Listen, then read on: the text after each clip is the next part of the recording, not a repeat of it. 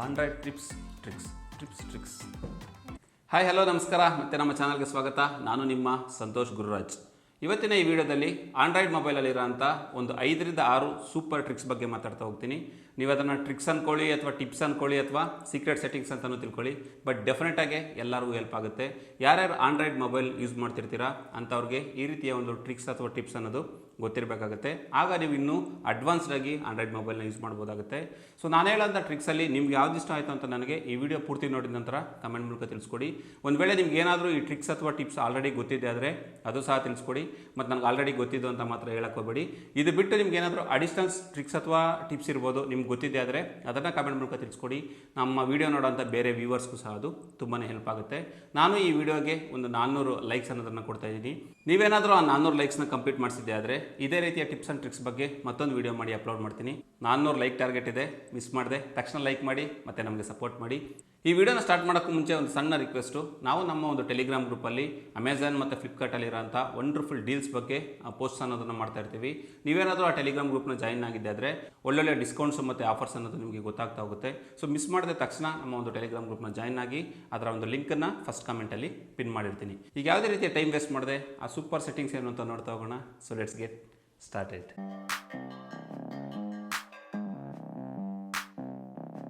First trick ನೋಡೋದಾದರೆ ಗೇಮ್ಸ್ಗೆ ಸಂಬಂಧಪಟ್ಟಿರೋಂಥದ್ದು. ಸಾಮಾನ್ಯವಾಗಿ ನಾವು ನಮ್ಮ ಮೊಬೈಲಲ್ಲಿ ನಮಗೆ ಬೇಕಾಗಿರೋಂಥ ಒಂದು ಗೇಮ್ಸ್ನ ಪ್ಲೇಸ್ಟೋರ್ಗೆ ಹೋಗಿ ಡೌನ್ಲೋಡ್ ಮಾಡಿಕೊಂಡು ಆನಂತರ ಯೂಸ್ ಮಾಡ್ತಾ ಇರ್ತೀವಿ. ಬಟ್ ತುಂಬ ಜನಕ್ಕೆ ಇದರಲ್ಲಿ ಒಂದು ಆಪ್ಷನ್ ಇದೆ, ಅದರ ಬಗ್ಗೆ ಗೊತ್ತಿರಲ್ಲ. ಏನಪ್ಪ ಅಂದರೆ, ನೀವು ನಿಮ್ಮ ಮೊಬೈಲಲ್ಲಿ ಯಾವುದೇ ರೀತಿಯ ಗೇಮ್ನ ಡೌನ್ಲೋಡ್ ಮಾಡ್ಕೊಳ್ದೇ ನೀವು ಗೇಮ್ನ ಟ್ರೈ ಮಾಡಿ ನೋಡ್ಬೋದಾಗುತ್ತೆ.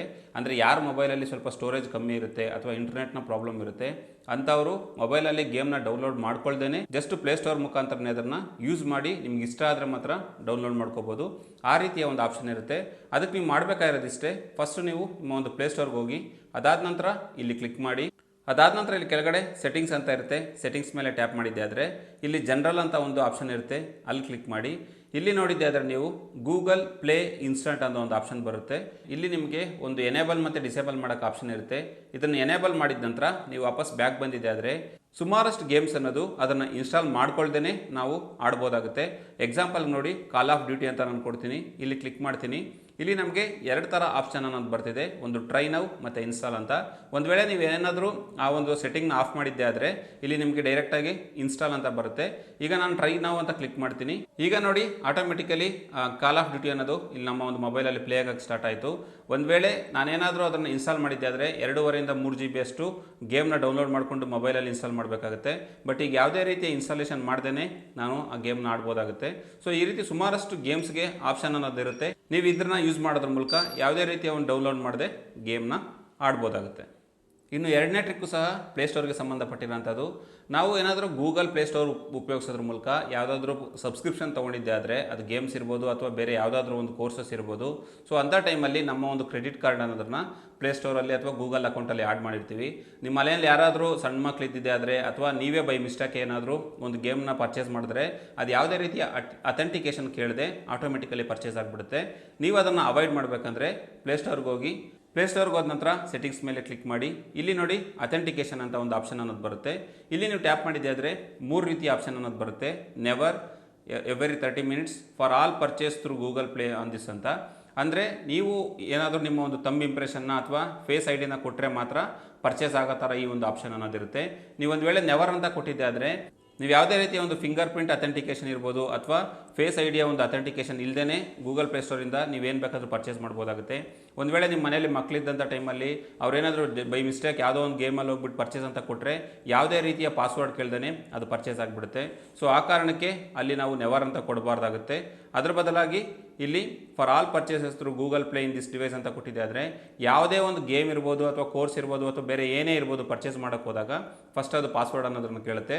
ಅದು ಫಿಂಗರ್ ಪ್ರಿಂಟ್ ಇರ್ಬೋದು ಅಥವಾ ಫೇಸ್ ಐಡಿ ಇರ್ಬೋದು. ಆಗ ಮಾತ್ರ ನೀವು ಅದನ್ನು ಅಥೆಂಟಿಕೇಟ್ ಮಾಡಿದ್ಮೇಲೆ ಆ ಗೇಮ್ ಅನ್ನೋದು ಪರ್ಚೇಸ್ ಆಗುತ್ತೆ. ಈ ರೀತಿ ನೀವು ಈ ಸೆಟ್ಟಿಂಗ್ನ ಚೇಂಜ್ ಮಾಡ್ಕೊಳ್ಳೋದ್ರಿಂದ ನಿಮಗೆ ಗೊತ್ತಿಲ್ಲದೇ ಯಾವುದೇ ರೀತಿಯ ಒಂದು ಪರ್ಚೇಸ್ ಅನ್ನೋದು ಆಗಲ್ಲ. ಸೊ ಆಗ ನಿಮಗೆ ಗೊತ್ತಿಲ್ಲದೇ ಯಾವುದೇ ರೀತಿಯ ಒಂದು ಅಮೌಂಟ್ ಅನ್ನೋದು ನಿಮ್ಮ ಕ್ರೆಡಿಟ್ ಕಾರ್ಡಿಂದ ಡೆಬಿಟ್ ಆಗಲ್ಲ. ಈಗ ನಾವು 3ನೇ ಟ್ರಿಕ್ ಬಗ್ಗೆ ಮಾತಾಡ್ತಾ ಹೋಗೋಣ. ನಾವೇನಾದರೂ ಹೊಸ ಮೊಬೈಲ್ನ ತೊಗೊಂಡಂಥ ಟೈಮಲ್ಲಿ ನಮ್ಮ ಹಳೆ ಮೊಬೈಲಲ್ಲಿರೋಂಥ ಸುಮಾರಷ್ಟು ಅಪ್ಲಿಕೇಶನ್ನ ನಾವು ಆ ಮೊಬೈಲಲ್ಲಿ ಹೋಗ್ಬಿಟ್ಟು ಪ್ಲೇಸ್ಟೋರಿಂದ ಡೌನ್ಲೋಡ್ ಮಾಡ್ತಾ ಇರ್ತೀವಿ. ಸೊ ಅದರಿಂದ ನಮಗೆ ಒಂದು ಇಂಟರ್ನೆಟ್ ಅನ್ನೋದು ವೇಸ್ಟ್ ಆಗುತ್ತೆ, ಅಂದರೆ ನಮ್ಮ ಒಂದು ಡೇಟಾ ಅನ್ನೋದು ವೇಸ್ಟ್ ಆಗುತ್ತೆ.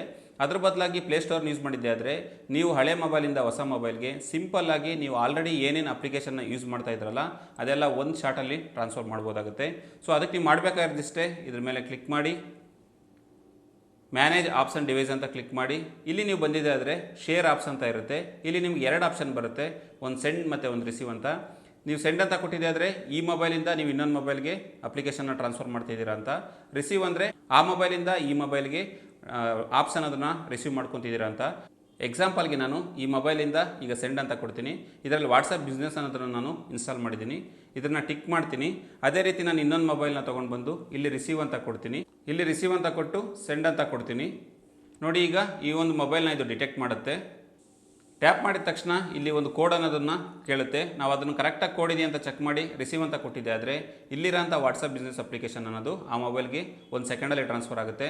ಅದೇ ರೀತಿ ಎಷ್ಟೇ ಅಪ್ಲಿಕೇಶನ್ಸ್ ಇದ್ರೂ ಹಳೆ ಮೊಬೈಲಿಂದ ಹೊಸ ಮೊಬೈಲ್ಗೆ ಈ ಒಂದು ಆಪ್ಷನ್ ಯೂಸ್ ಮಾಡೋದ್ರ ಮೂಲಕ ಟ್ರಾನ್ಸ್ಫರ್ ಮಾಡ್ಬೋದಾಗುತ್ತೆ. ಯಾರ್ಯಾರು ಹೊಸ ಮೊಬೈಲ್ ತೊಗೊಳ್ತಿರಲ್ಲ ಅಂಥ ಟೈಮಲ್ಲಿ ಹಳೆ ಮೊಬೈಲಿಂದ ಹೊಸ ಮೊಬೈಲ್ಗೆ ಈ ಒಂದು ಅಪ್ಲಿಕೇಶನ್ನ ಟ್ರಾನ್ಸ್ಫರ್ ಮಾಡೋಕ್ಕೆ ತುಂಬಾ ಹೆಲ್ಪ್ ಆಗೋಂಥ ಸೆಟ್ಟಿಂಗ್ ಇದಾಗಿರುತ್ತೆ. ಇನ್ನು 4ನೇ ಟ್ರಿಕ್ ನೋಡಿದ್ದಾದರೆ ಗೂಗಲ್ ಅಸಿಸ್ಟೆಂಟ್ಗೆ ಸಂಬಂಧಪಟ್ಟಿರೋಂಥದ್ದು. ನೀವೇನಾದರೂ ಬೇಜಾರಾಗಿರೋಂಥ ಟೈಮಲ್ಲಿ ನಿಮ್ಗೆ ಗೇಮ್ಸ್ ಆಡಬೇಕು ಅಂದರೆ ನೀವು ಪ್ಲೇಸ್ಟೋರ್ಗೆ ಹೋಗಿ ಗೇಮ್ಸ್ನ ಆಡಬೇಕು ಅಂತ ಇಲ್ಲ. ಜಸ್ಟ್ ನೀವು ಗೂಗಲ್ ಅಸಿಸ್ಟೆಂಟ್ನ ಓಪನ್ ಮಾಡಿಬಿಟ್ಟು ಇಲ್ಲಿ ಗೇಮ್ಸ್ ಅಂತ ಕೇಳಿದ್ದೆ ಆದರೆ ನಿಮಗೆ ಗೇಮ್ಸ್ನ ಲಿಸ್ಟ್ ಅನ್ನೋದು ಬರುತ್ತೆ. ನಿಮ್ಗೆ ಯಾವ್ದು ಬೇಕೋ ಆ ಗೇಮ್ನ ನೀವು ಜಸ್ಟ್ ಅದ್ರ ಮೇಲೆ ಟ್ಯಾಪ್ ಮಾಡೋದ್ರ ಮೂಲಕ ಪ್ಲೇ ಮಾಡ್ಬೋದಾಗುತ್ತೆ. ಫಾರ್ ಎಕ್ಸಾಂಪಲ್ ನೋಡಿ, ನನಗೆ ಗೂಗಲ್ ಅಸಿಸ್ಟೆಂಟ್ಸ್ನ ಓಪನ್ ಮಾಡ್ತೀನಿ. ಗೇಮ್ಸ್.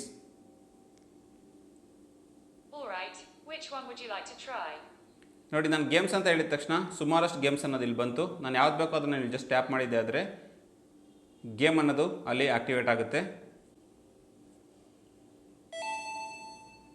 Got it. ಸೊ ಈ ರೀತಿ ನಾವು ಯಾವುದೇ ರೀತಿಯ ಗೇಮ್ನ ಇನ್ಸ್ಟಾಲ್ ಮಾಡ್ದೇ ಗೂಗಲ್ ಅಸಿಸ್ಟೆಂಟ್ನ ಯೂಸ್ ಮಾಡೋದ್ರ ಮೂಲಕ ಗೇಮ್ಸ್ನ ಪ್ಲೇ ಮಾಡ್ಬೋದಾಗುತ್ತೆ.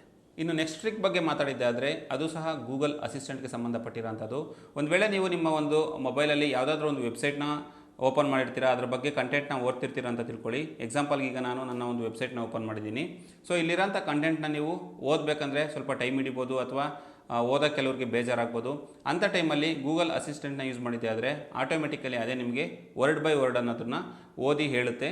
ಎಕ್ಸಾಂಪಲ್ಗೆ ನೋಡಿ, ನಾನೀಗ ಗೂಗಲ್ ಅಸಿಸ್ಟೆಂಟ್ನ ಓಪನ್ ಮಾಡ್ತೀನಿ. Read A loud.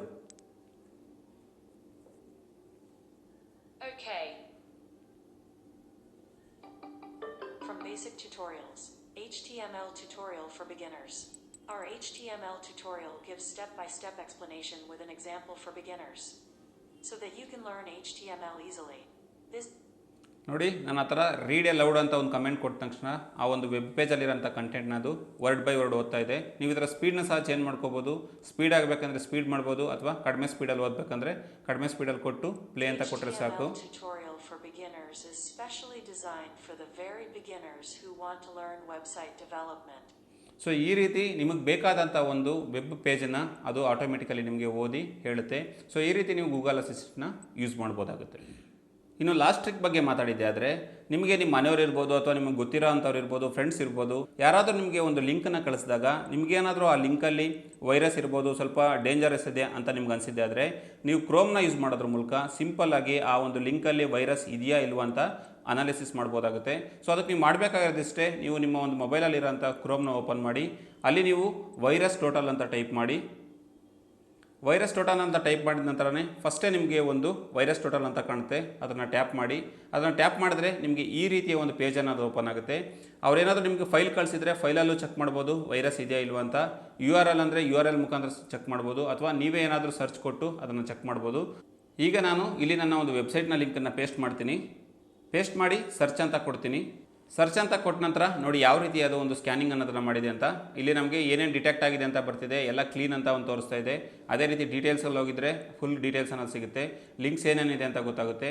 ನೀವು ಡೈರೆಕ್ಟ್ ಸಮ್ಮರಿಗೆ ಬಂದಿದೆ ಆದರೆ no security vendors flagged this URL as a malicious ಅಂತ ಬರ್ತಿದೆ. ಅಂದರೆ ನಾನು ಕೊಟ್ಟಂಥ URL ಅಲ್ಲಿ ಯಾವುದೇ ರೀತಿ ಆ ಥರ ಒಂದು ವೈರಸ್ ಇರ್ಬೋದು ಅಥವಾ ಮಾಲ್ವೇರ್ಸ್ ಇಲ್ಲ ಅಂತ. ಸೊ ಒಂದು ವೇಳೆ ನಿಮಗೇನಾದರೂ ಯಾರಾದರೂ ಈ ಥರ ಲಿಂಕ್ನ ಕಳಿಸಿದಾಗ ನಿಮಗೇನಾದರೂ ಡೌಟ್ ಅನಿಸಿದ್ದೆ ಆದರೆ ಅದನ್ನು ನೀವು ಈ ವೈರಸ್ ಟೋಟಲ್ ಅನ್ನೋ ಒಂದು ವೆಬ್ಸೈಟ್ ಮುಖಾಂತರ ಚೆಕ್ ಮಾಡ್ಬೋದಾಗುತ್ತೆ. ಸೊ ಫ್ರೆಂಡ್ಸ್, ಇದು ಇಷ್ಟ ಆಗಿತ್ತು ಆಂಡ್ರಾಯ್ಡ್ ಮೊಬೈಲಲ್ಲಿರೋಂಥ ಸೂಪರ್ ಟ್ರಿಕ್ಸ್, ಟಿಪ್ಸ್ ಅಥವಾ ಸೀಕ್ರೆಟ್ ಸೆಟ್ಟಿಂಗ್ಸ್. ಈ ವಿಡಿಯೋ ನಿಮ್ಗೆ ಇಷ್ಟ ಆಗಿದೆ ಅಂತ ತಿಳ್ಕೊತೀನಿ. ಇಷ್ಟ ಆಗಿದೆ ಆದರೆ ಲೈಕ್ ಮಾಡೋದು ಮರಿಬೇಡಿ, ಗೊತ್ತಿರೋ ಜೊತೆ ಶೇರ್ ಮಾಡಿ.